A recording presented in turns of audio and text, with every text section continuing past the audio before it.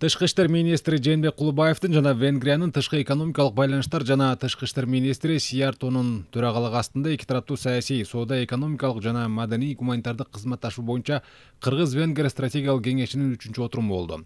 Анда президент Садыр Жапаровдун 2023 жылдын 12-14 февралында Венгрияга болгон расмий сапарынын жыйынтыгы боюнча жетишилген макулдашууларды ишке ашырууга өзгөчө көңүл бурулду.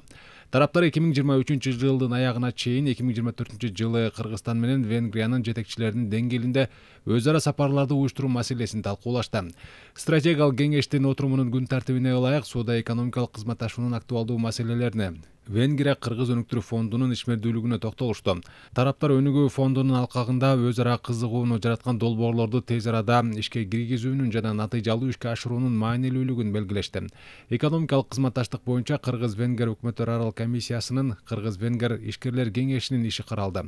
Бул форматтардын алкагында кезектеги жолугушууларды өткөрүү пландары белгиленди.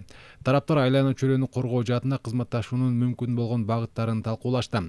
Мындан тышкары тышкы саясий ведомстволордун жетекчилери убакыттандары боюнча мындан аркы кызматташуу маселелерин карап, Венгер авиакомпаниясы 2023 жылдын 1-июнунан тартып Абу-Даби Бишкек Абу-Даби багыты боюнча авиарейстерди ийгиликтүү баштаганын белгилешти.